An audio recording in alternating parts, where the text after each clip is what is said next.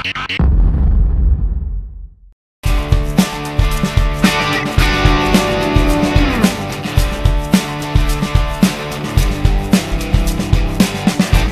of the philosophy there is you have to learn how to do stuff. You have to learn how to program.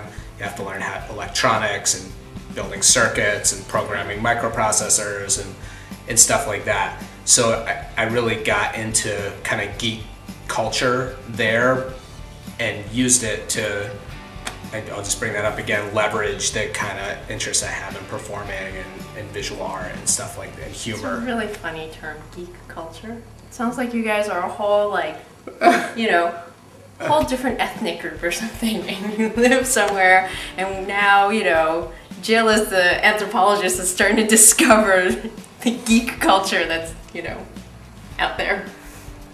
She's a little, like, geek ethnographer. Oh, I like that. Wow, that's great. So I tell you what, Matty, how would, you know what, before I answer that question, I'm sorry to interrupt myself, but it's burning in my brain. Could someone please comment on Jonathan's throbbing boil? I'm gonna get the t-shirt actually so we can get a visual. Yeah, hold on, let me get you the t-shirt. t-shirt. Oh yeah. And just for context, actually, I don't want to steal your thunder. Would you share a little bit about what in the heck that is? Sure. So Jonathan's Throbbing Boil was more than just an internet radio show. It was for a while a way of life that I fomented at the Interactive Telecommunications program at New York University.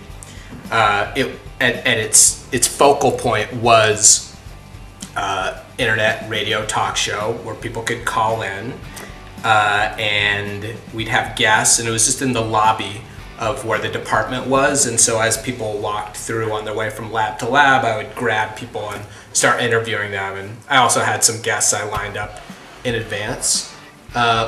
We had a product line that included Jonathan's Throbbing Boil. She's modeling it. Hand silk screen. Moving in. Oh, that's great. T-shirts. What a splendid modeling moment here. Yeah. And it was basically, you know, just a kind of a boil of ideas, arts, culture, and information. Oh, that's so great. Really, it was just about the boil of ideas. That's right, the boiling over. And you created this little animation that was about lancing the boil, Jonathan. That's true. You could click a button on the website that said Lance the Boil. And then there's this little, like, you know, and a visual peach-colored mound that shows up. And then there's this little pointy gray thing that comes in and goes, no! And then you hear this voice in the background going, no, no! And then it splurts out. And you are the mind behind the splurting boil? Take ownership. Yeah, take ownership of your boil. The boil did emerge from my fertile imagination, and it was embraced. The boil, you know, was very, very popular among about 90 people. Lovingly adored by 90 people. And we had an international audience: Japan, Europe. Japan. Yeah. Oh. Taiwan. California. Yeah. And it was a lot of fun. Oh, that's great. So that actually doing the show was part of kind of got me realizing that I just like doing that kind of stuff. I like interviewing people. I like being funny or trying to be funny, and yeah. And I like kind of like we said, like mediating that through technology, because it's such a fun and powerful way to do it. I used to think of tech geeks as Yeah. guys. Yeah. White. Yeah.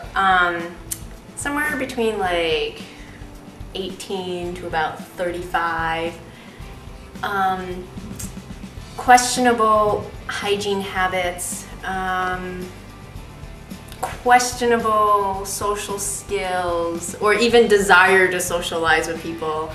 And so I have to say, you've really challenged my thinking about, you know, what counts as a tech geek.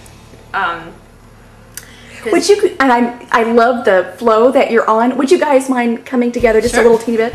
I don't mean like on top of each other, but yes. Fabulous. Thank you. Sorry to interrupt. Sure, no problem. And see, what else is there?